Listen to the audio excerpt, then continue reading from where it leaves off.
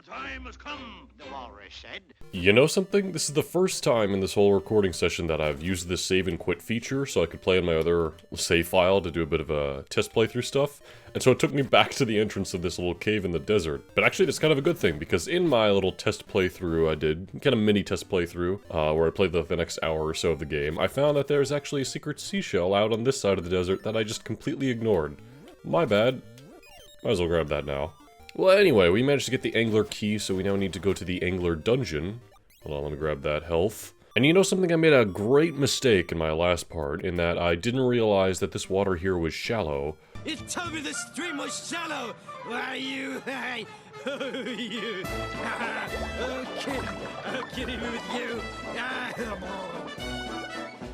So, yeah, we can use this teleport point to go all the way back to Mabe Village, or all the way up north near Tal Heights, which is where I would like to go right now. I wasted a lot of time then, in the last part, just going in between Mabe Village and Animal Village. But at least I corrected my mistake and we're here now. And right next to that teleport spot is where we have to put in the angler key to unlock the next dungeon. Seems pretty self-explanatory, and we can just head on right in. Only... wait a minute, we still can't get there.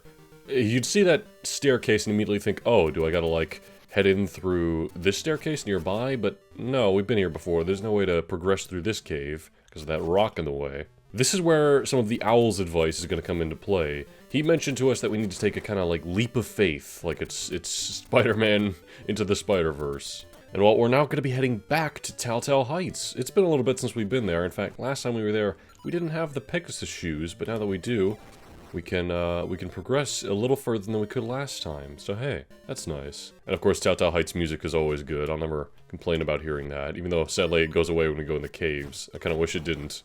Still can't get that heart piece, but last time we were here, because we didn't have the Pegasus shoes, we couldn't break these green rocks in the way, so we couldn't go over here.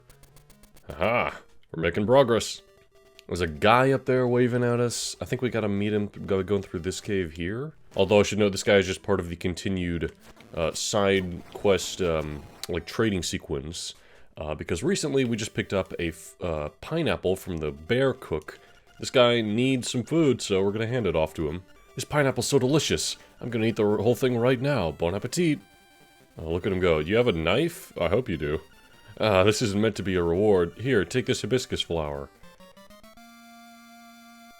And then the last part, we did hear about someone in Animal Village who likes hibiscus flowers, so hey. There's not too much else we can do in Tal Heights. The main thing is, over here, past where that guy was, who's strangely disappeared now, interesting. We have some doors up high we can't quite reach, sadly, and we have an area over here we can't go through because of the water in the way. Well, this is where that leap of faith comes into play. Whee! And here we are, into the next dungeon. Level 4, Angler's Tunnel. I'm glad we were able to get to the next dungeon fairly quickly. I want to kind of have that balance of each part being, you know, a bit of in-between, and then a bit of a dungeon, you know, without wasting too much time here, keeping that pace going. Angler's Tunnel here isn't the most remarkable dungeon, but I do like it a little bit. Here we have the owl beak right away. There's a whole bunch of area on the lower floor there. And then here, with this whole bit... Actually, you know what? I don't have any bombs. I'll be right back. We do have, going up here, the map.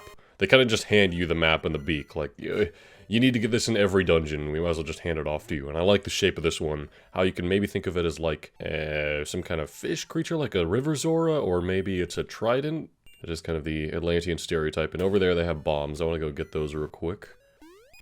Get those bombs. I can't go over there, to that side, and there's a chest up there that's completely blocked off as well. Don't worry, we'll get there in time. So in the sequence here, we gotta use both the Pegasus shoes and the Rock's Feather to do a running jump. Although you'll notice because of how this area is designed, we can't go up or down here. We can only go left and right. And it's vice versa on the other side. Pretty smart design to block off parts of the dungeon. Also, we have cracked rocks we gotta throw bombs at. And, oh, I got cornered. What was this for exactly? It was a small key. I do need that, I'm pretty sure. Oh, piece of power. You know what? The music here is kind of simple and repetitive. Although, I have to appreciate this, and I forgot to mention this a while ago, but every dungeon in this game has its own unique music track. At least I'm pretty sure they do, if I remember correctly. Which I think is a fantastic touch. It immediately makes most dungeons very memorable, because they all have their own accompanying music and tone. Like this one, because of how soft and, I guess, kind of like basic in structure the music is, it makes this place feel kind of like abandoned. I don't know. Maybe it is. I mean, it's all flooded. This is kind of the quote-unquote water dungeon of the game, I guess. Which typically would mean a pretty poor reputation in the Zelda series. In this case, I think this place is fine. I like it more than the water place in A Link to the Past, which... I don't love the design of that place, because the fact that if you die to the boss, you have to go all the way back to the beginning and just walk through so many rooms. That's another thing I appreciate about Link's Awakening, is having the teleport points whenever you beat the mini-boss. You know, there's a lot to appreciate about this game's design that I feel is worth looking back and appreciating. Also, hey, another small key. We have 3 small keys now, although I haven't used any. It's funny, we ended the last dungeon with an extra key for some reason. We never ended up using it. We don't have it anymore. It's not like the original Zelda where it transfers between dungeons. Ah, I guess that makes sense. That's how they wanted to handle it. There's a chest over there we can't quite reach. Now we gotta do Pegasus Shoes, Rock Feather maneuver here. Oh, whoops, wrong button. Yeah.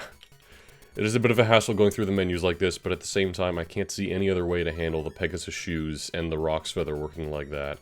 I mean, it's just the Game Boy. It has 2 buttons. Like, what else can you do?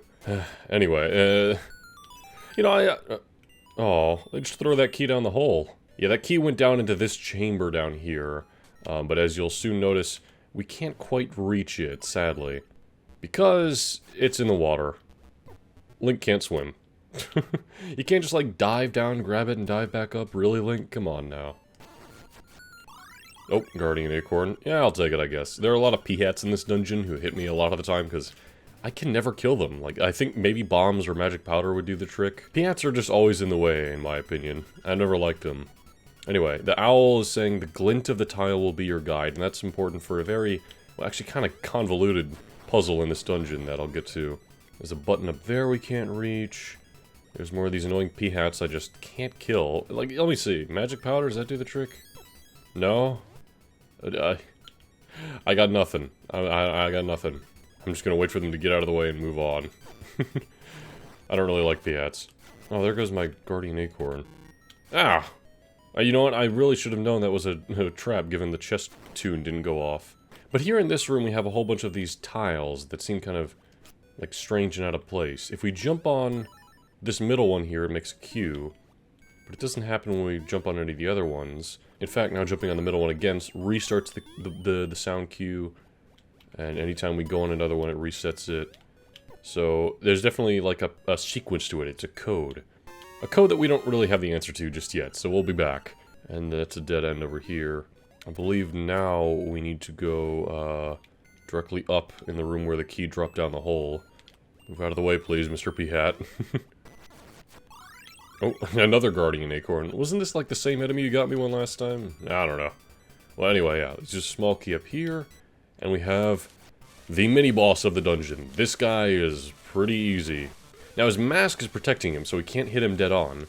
But if we just stay on one of the sides like this, like, okay, we can spin attack him from behind. But also, if he goes above us, then we'll just poke him from down here. But yeah, very, very easy mini-boss. If they want to do something like this where there's a boss circling around a room, it would have to be in 3D. Oh, we have a room where I believe we're going to need both the power bracelet and the Pegasus shoes. As we need to pull this lever with the power bracelet, so we open up those blocks there, and then rush through in the Pegasus boots. Maybe you can make it through without the Pegasus boots, I don't really know. I'm not going to take that chance. What do we have here? Oh, the dungeon item, the flippers. If you press the B button while you swim, you can dive underwater, and the flippers, thank God, are context sensitive. Oh, by the way, this is the solution to that puzzle we were having earlier. I don't like these guys, by the way. They work just like that mini-boss where you can only hit them on the sides, only instead of a big square of a room that's pretty easy to hide around the corners in, they just kind of wander around. But anyway, yeah, this is the solution to the puzzle, so it's going to be middle, bottom left, upper right, upper left, and then bottom right. Okay. 1, 2, 3, 4, 5. I'll try to remember that. We can go from this side of the wall back to over here. We can't, it's kind of a one-way trip. But like I was saying, the Zora flippers are context sensitive, so as soon as I go in the water, it just instantly activates. We don't have to equip anything. I will never let the power bracelet go in that regard. But yeah, it was this one, then this one, upper right, upper left, and then bottom right, right? Pretty sure. Yeah. Oh, and by the way, like it said, if we ever hit the B button in the water, we automatically dive underwater, because again, it's context sensitive. They see, the game understands that we're in the water, touching the water right now, so instead of having us use whatever item we have in the B button, be it the sword or whatever, it just functions as a dive. It's so much smarter. Oh, anyway. Pardon me, Mr. Thwomp. Pardon me again, Mr. Thwomp. Oh, I see, we gotta do a bit of tricky platforming here, where we lure him down. We gotta lure him down and then go on top of him. Oh, come on, Link. Ooh, there we go. Very nice. And that allows us to be up here, where we have the boss key for the dungeon. Very nice. Get away, you two. Ow. Oh, God. Yeah, the boss's door is over there, but we can't get there from here. There is clearly some kind of staircase that leads there, so we gotta find some secret path. And luckily, being able to just swim past all these enemies is so nice. But heading through here, I'm gonna grab that heart. Oh, that's right, we need the small key that fell down the hole. My bad, we'll come back there, because that is the path to the boss. So yeah, the dungeon's pretty simple from this point on. Now that we can swim, we can go pretty much anywhere and do anything. In fact, this dungeon gives you a lot of rupees. Like, back on the top floor, you may remember that chest that was just kind of off in the water we couldn't reach. That's like, I think, 50 rupees or so? Maybe it'd be worth going and grabbing that. I don't think it's too far behind. Oh, but wait a minute, I forgot. This block means... Yeah, I don't think... Yeah, unfortunately we can't go back. Unless we take a longer path. Oh, well, whatever.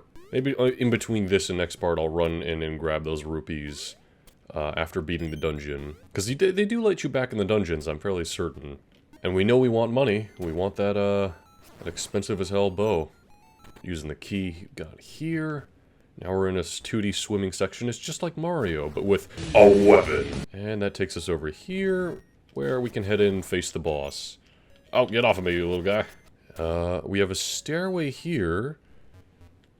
And heading down into the water, we have an underwater boss. Blub, blub, blub, blub. Oh, food. Oh.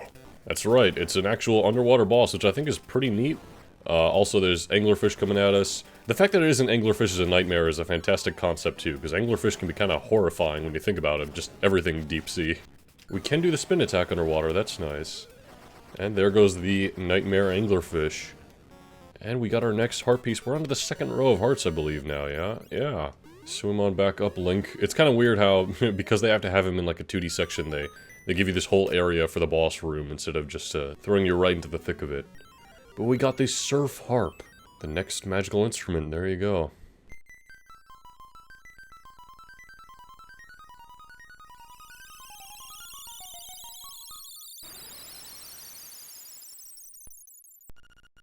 Bay. Your road goes into the bay.